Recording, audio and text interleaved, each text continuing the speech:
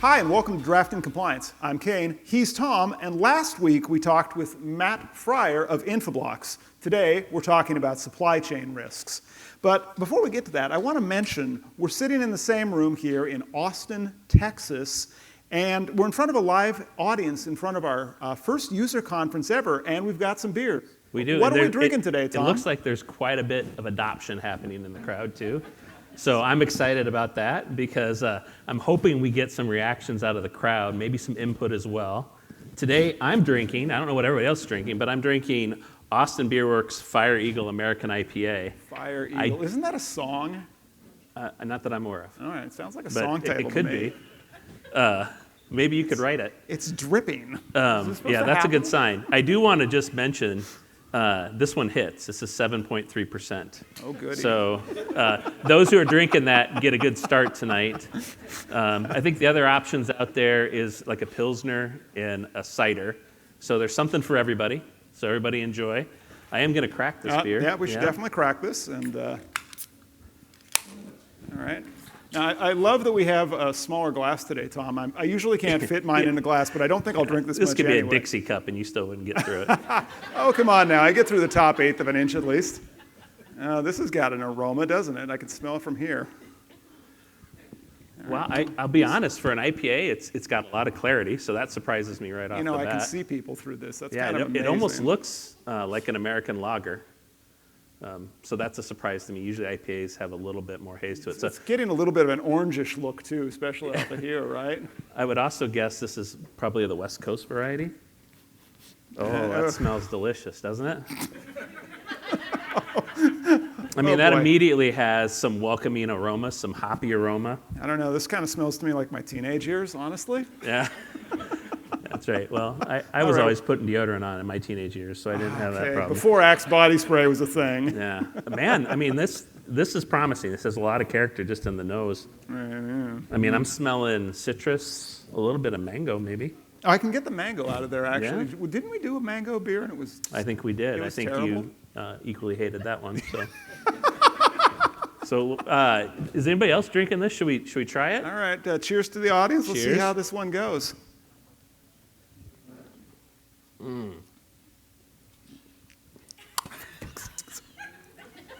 Yeah. Oh.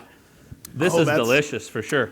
This has the typical IPA bite to it, so you get a lot of coating of the tongue, a lot of like hops sticking there. You know, this is not as bad as the other ones where you've said it coats my tongue. This is not, thankfully, like sticky on my tongue, which is nice. It definitely does invite you for another drink, though, doesn't it? It invites you for another drink. Although I always give these two tests on the show just to see how it goes. But and it's got more a nice like front hang of to tongue as opposed to back of tongue. I agree You're not with getting that. a lot of like.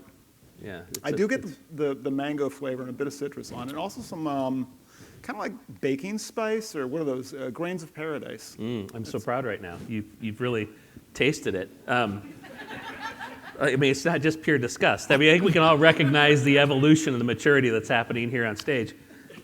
This is actually really good. Like, I'm impressed. I wasn't thinking that we were going to have this much quality in this beer. So, all right. Well, before I take off 7.3%, we should talk about. Oh, no, I think you should just do the whole thing, and then we'll do some FedRAMP questions. But today's topic today is FedRAMP, Tom. So for our audience here, what is supply chain risk under FedRAMP? And how does it vary from how CISOs normally think about supply chain risks? Yeah, so with the Rev 5 release of FedRAMP, a whole new control family called supply chain risk came in to really the umbrella of FedRAMP in general. It's all about how you handle risk in your supply chain as it affects your FedRAMP boundary. But the second half of your question, how does it sort of change the thinking of CISOs?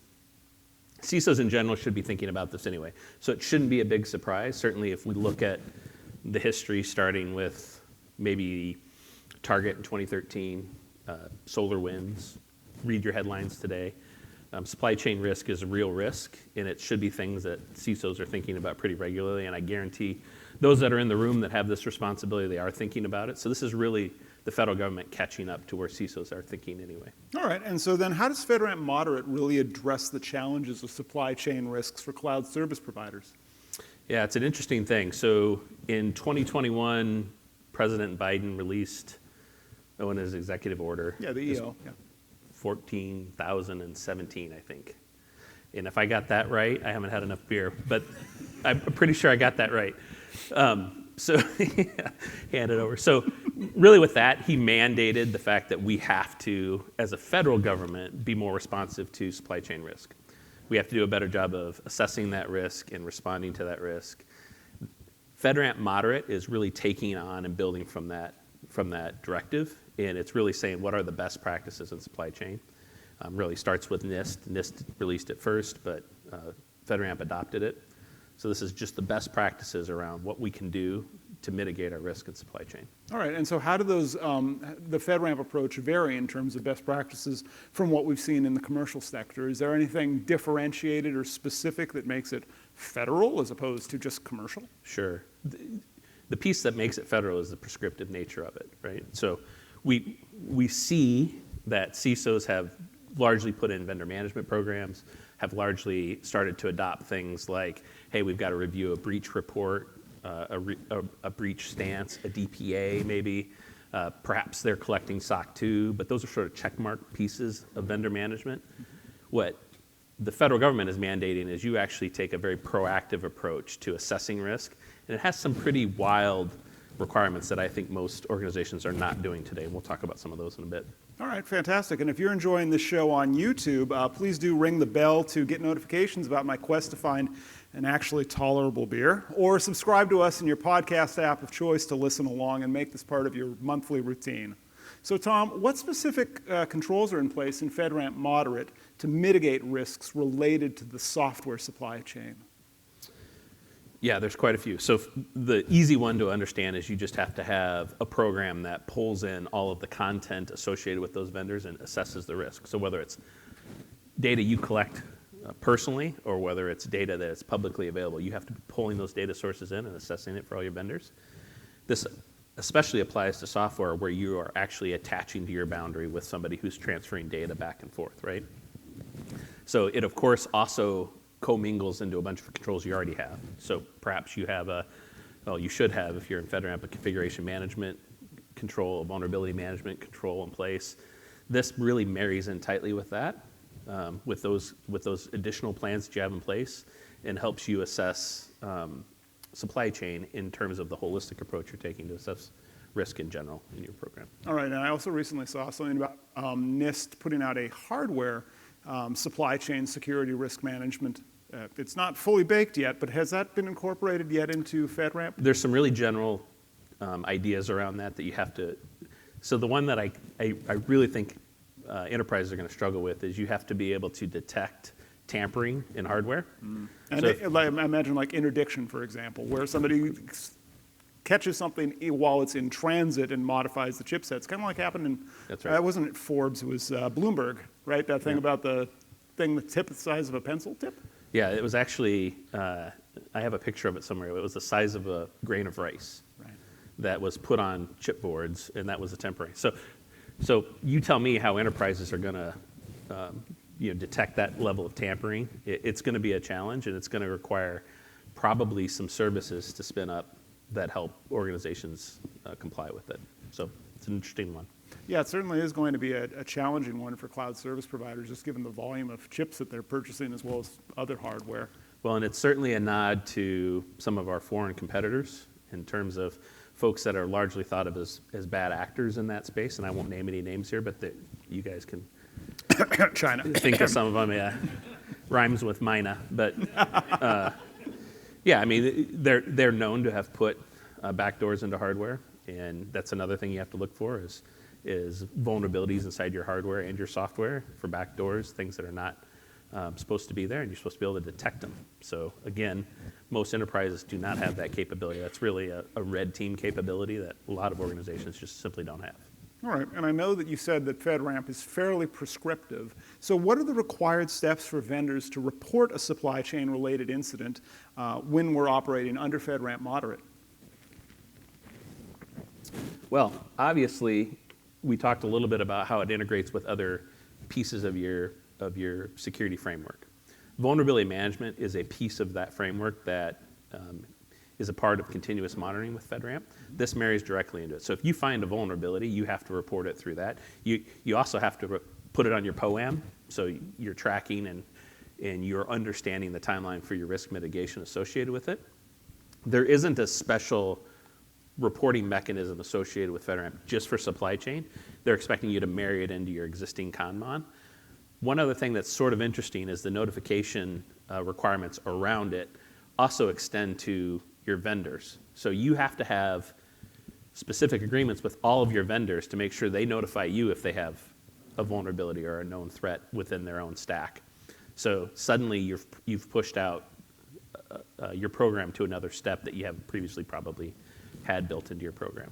And are there associated timelines? I know we've heard things like the SEC saying y'all need to get it within 4 days of materiality determination. We've heard other things about a 2-day determination notification window. Does FedRAMP go to that level of detail when there's an incident? And I suppose it's a two-part question. Is there a materiality component, or is it literally anything that happens? No, there's definitely a materiality piece of it. So again, it's going to marry right back into your existing vulnerability management program. So if you find it and you consider it critical, you're going to have a much higher threshold that you have to hit than if you consider it a low, right? So I think 4 days is the critical level.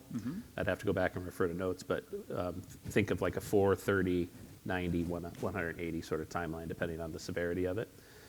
Again, you're going to have visibility all the way up to your agency in the federal government. So this is not something you're going to want to sit on.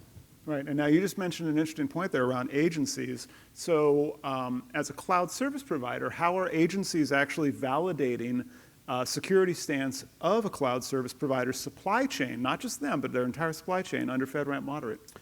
Yeah, I would say this is an area that's a little bit flux. So this is a brand new control family, and folks have not yet figured out how all of the bits and pieces of logistics are going to work out, but we can make some assumptions, right? We can assume that early on, as companies are going through maybe their latest annual assessment or their initial assessment, 3PAOs are going to spend way more time looking at this control family because it's new. So they're gonna learn through that process as well. So they're going to start to create what is their list of best practices, and those folks do talk. So it will become ubiquitous through the 3PAO sort of ecosystem. So that's kind of the first piece of it. But you're also going to see annual assessments that say, are you doing what you say you did from a control perspective?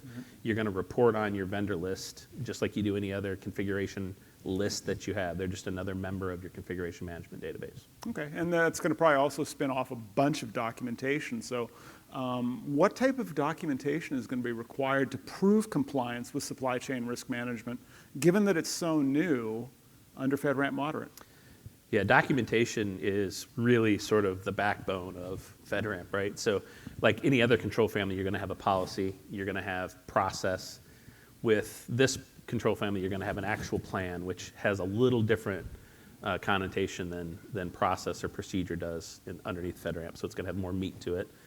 But then underneath all that, you're going to have all of these controls that you've deemed that you're going to be performing on a continuous basis, right? You're going to have documentation that proves you're doing it. Just like any other control, but sometimes with third-party risk, you're dealing with other people's inputs.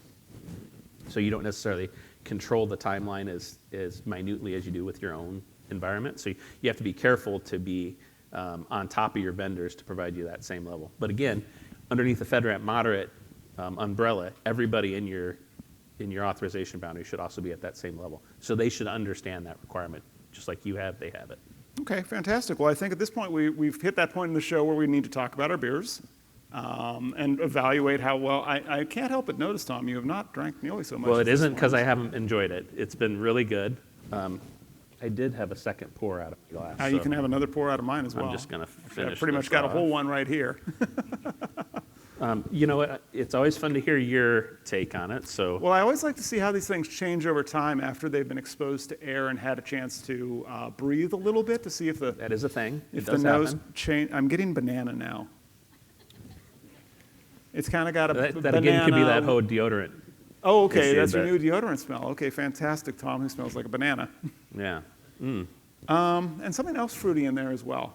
I mean, it's not an unpleasant smell on the nose at this point. It Again, was a that's little bit gross. sharp out of the it's a little bit sharp out of the can. Yeah, it definitely doesn't have the bite that it had on the nose. Yeah.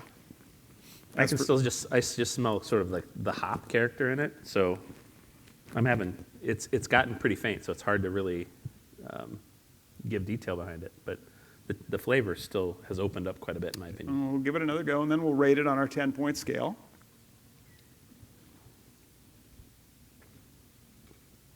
You know, on a second drink, I get some malt out of that. Oh, boy.